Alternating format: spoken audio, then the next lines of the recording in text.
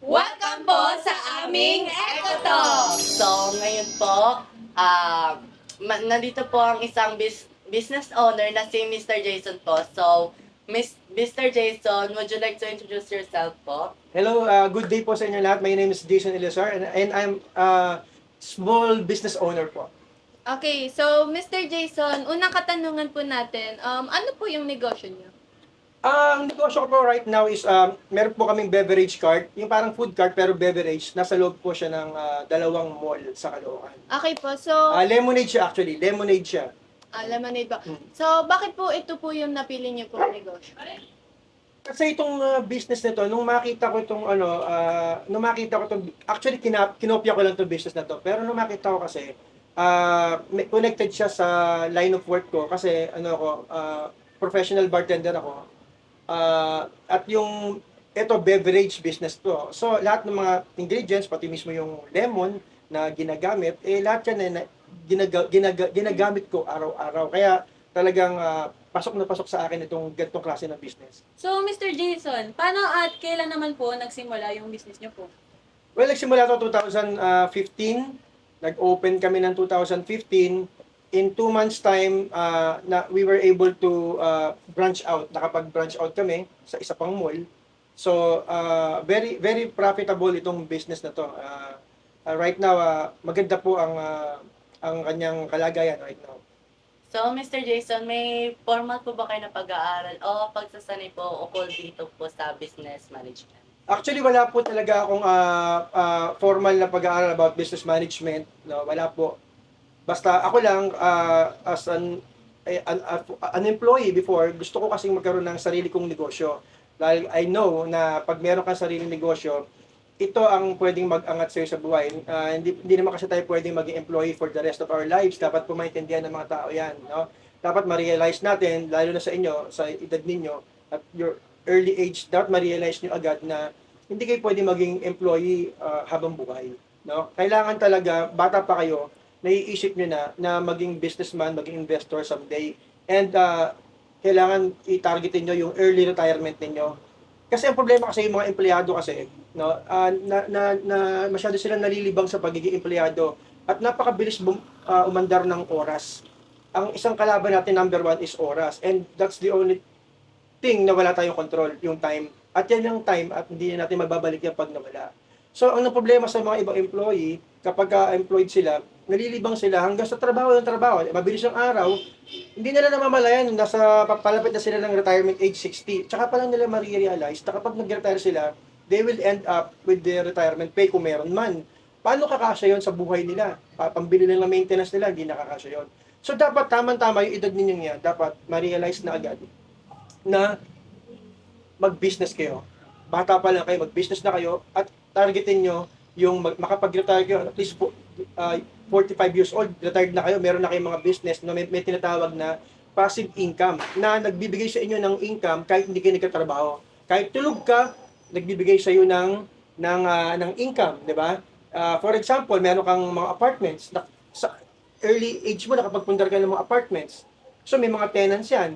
So, ibig sabihin, kahit tulog ka, umaandar ang renta niyan. Di ba? Kahit nababakasyon ka sa ibang bansa, saan, umaandar ang renta niya, nagbabayad sa iyo yung buwan-buwan. That's passive income. Wala kang ginagawa, your money is working for you. Ano nga pala yung tanong mo? Pakiulit.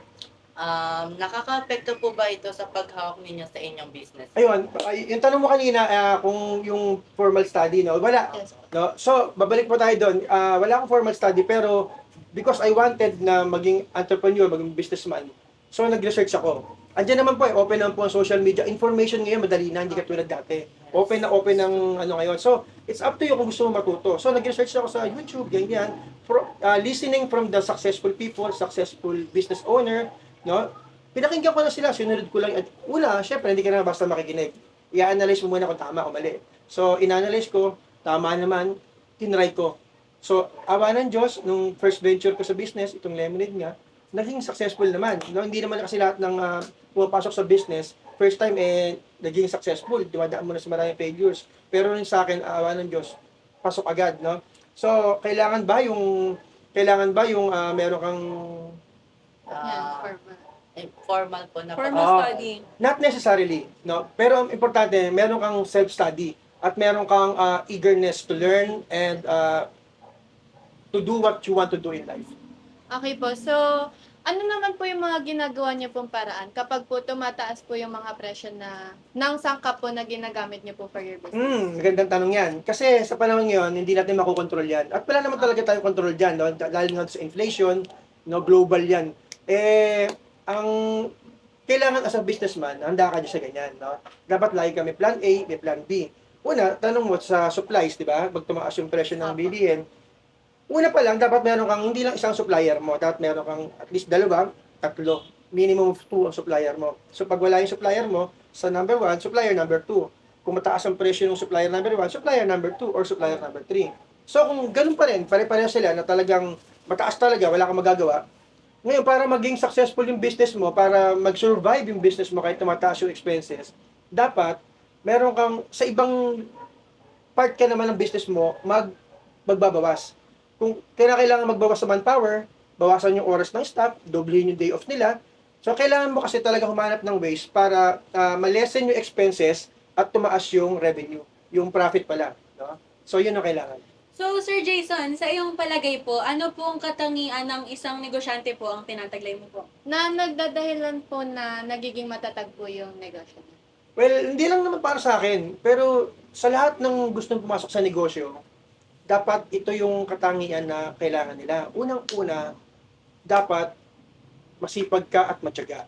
Kasi iba ang negosyo sa pagiging employee. Mas madaling maging employee. Ang pagiging negosyante is triple ng hirap ng employee. Bakit? Kasi pag employee ka, after 8 hours, uwi ka na, wala ka na pakialam. Pero pag negosyante ka, minsan 24 hours, nagtatrabaho ka para sa negosyo mo. Diba? Hindi mo pwedeng iwan negosyo mo kasi nangapital ka dun eh. Meron kang capital doon, namungunang ka. So pag bumagsak yung negosyo mo, sino mawawalan?